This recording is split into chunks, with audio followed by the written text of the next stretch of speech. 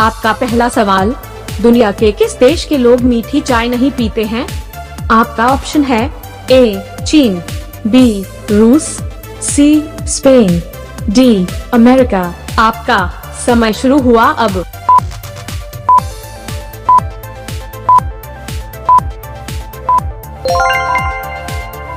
आपका सही जवाब होगा ऑप्शन डी अमेरिका। अमेरिका के लोग मीठी चाय नहीं पीते हैं। आपका दूसरा सवाल है, भारत के किस राज्य को कोहिनूर कहा जाता है? आपका ऑप्शन है ए मुंबई को, बी दिल्ली को, सी आंध्र प्रदेश को, डी उत्तर प्रदेश को। आपका समय शुरू हुआ अब।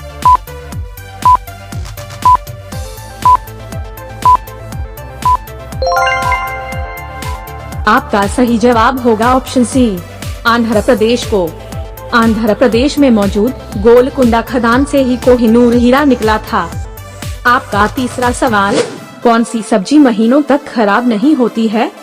आपका ऑप्शन है ए मूली, बी शलजम, सी चुकंदर, डी काशी फल। आपका समय शुरू हुआ अब।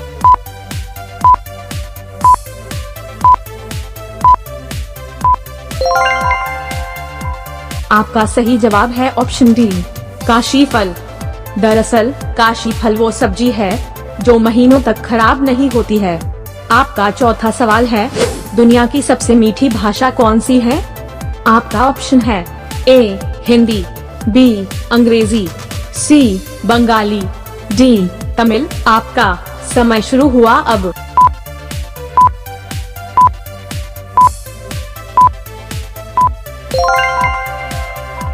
आपका सही जवाब है ऑप्शन सी बंगाली भाषा।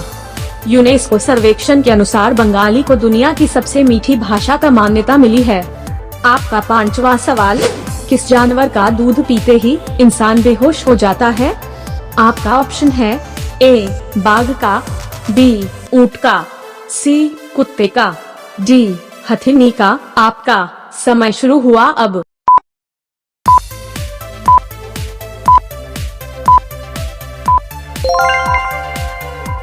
आपका सही जवाब होगा ऑप्शन सी हथिनी का। आपको बता दें, हथिनी का दूध पीते ही इंसान बेहोश हो जाता है। रोजाना ऐसे ही इंटरेस्टिंग जीके वीडियो पाने के लिए इस चैनल को प्लीज लाइक, शेयर और सब्सक्राइब करें। आपका सवाल नंबर 6, अखरोट खाने से कौन सी बीमारी में फायदा मिलता है? आपका ऑप्शन है ए थकान, बी मधुमेह, सी सूखी खांसी, डी दिल की बीमारी। आपका समय शुरू हुआ अब।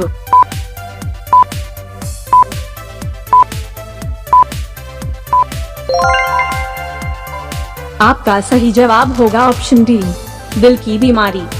अखरोट खाने से दिल की बीमारी में फायदा मिलता है। आपका 7वां सवाल, प्याज का सबसे बड़ा उत्पादक कौन सा देश है? आपका ऑप्शन है ए चीन, बी रूस, सी भारत, डी स्पेन। आपका समय शुरू हुआ अब।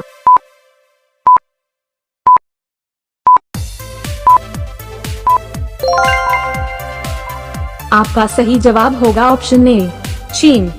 प्याज का सबसे बड़ा उत्पादक देश है चीन।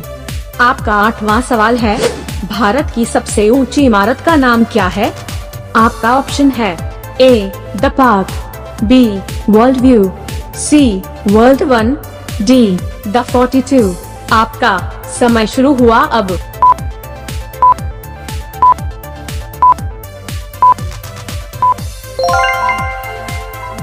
आपका सही उत्तर होगा option C world One. World One Mumbai में स्थित है, जिसकी ऊंचाई 919 फीट है। भारत का सबसे ऊंची इमारत है। आपका सवाल नंबर 9, किस विटामिन को हार्मोन माना जाता है? आपका ऑप्शन है A vitamin B vitamin C vitamin D vitamin A. आपका समय शुरू हुआ अब।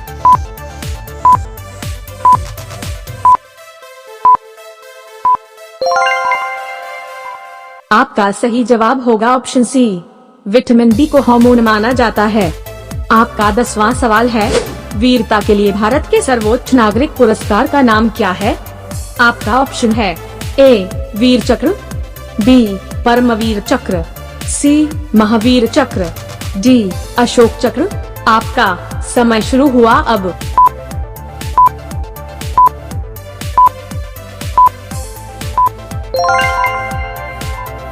आपका सही जवाब होगा ऑप्शन बी परमवीर चक्र।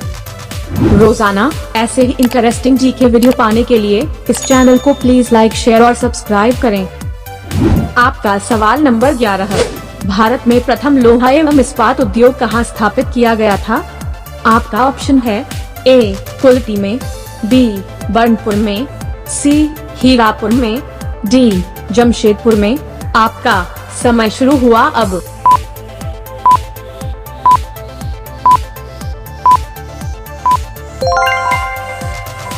आपका सही जवाब होगा ऑप्शन सी हीरापुर में। बंगाल के हीरापुर नामक स्थान पर भारत में प्रथम लोहा एवं इस्पात उद्योग स्थापित की गई। सन 1922 में यहां पर उत्पादन शुरू हुआ। बाद में कुल्टी, हीरापुर, बर्नपुर स्थित संयंत्रों को भी इसी में मिला दिया गया।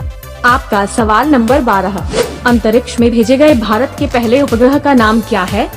आपका ऑप्शन है ए आर्यभट्ट, बी मंगलयान, सी गगनयान, डी चंद्रयान 1। आपका समय शुरू हुआ अब।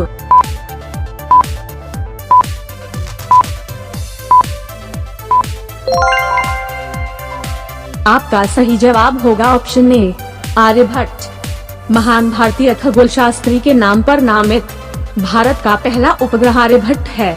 आपका सवाल नंबर 13, भारत का 29वां राज्य कौन सा है? आपका ऑप्शन है ए उत्तराखंड, बी छत्तीसगढ़, सी तेलंगाना, डी पुदुचेरी। आपका समय शुरू हुआ अब।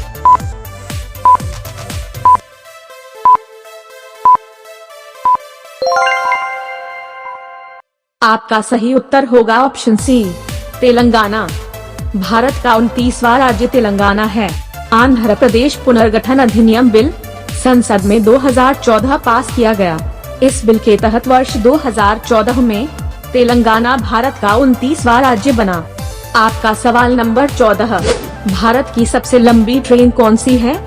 आपका ऑप्शन है A Sheshnag, B super Vasuki, C Vivek express, D Maharaja express. आपका समय शुरू हुआ अब।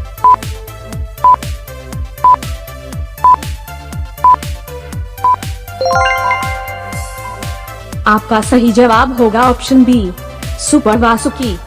भारत की सबसे लंबी ट्रेन का नाम सुपर वासुकी ट्रेन को लेकर दिलचस्प बात यह है कि स्वतंत्रता दिवस की 75वें सालगिरह पर शुरू किया गया था। इस ट्रेन में 20 या 30 डिब्बे नहीं बल्कि ये 295 डिब्बे लगे हैं, जिनको यह साथ लेकर चलती है।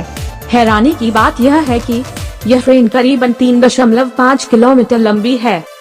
आपका सवाल नंबर 15, सुनामी किस भाषा का शब्द है? आपका ऑप्शन है ए थाई भाषा, बी चीनी भाषा, सी जापानी भाषा, डी कंबोडियन भाषा। आपका समय शुरू हुआ अब।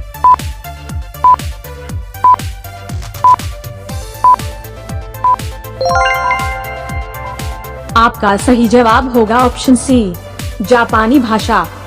समुद्री तूफान को जापानी भाषा में सुनामी बोलते हैं, यानी बंदरगाह के निकट की समुद्री लहर। ऐसे ही इंटरेस्टिंग जनरल नॉलेज वीडियो रोजाना देखने के लिए जीके समाधान चैनल को लाइक, शेयर और सब्सक्राइब करके बेल आइकॉन को ऑल पर सेट कीजिए। तो मिलते हैं अगले वीडियो में। धन्यवाद।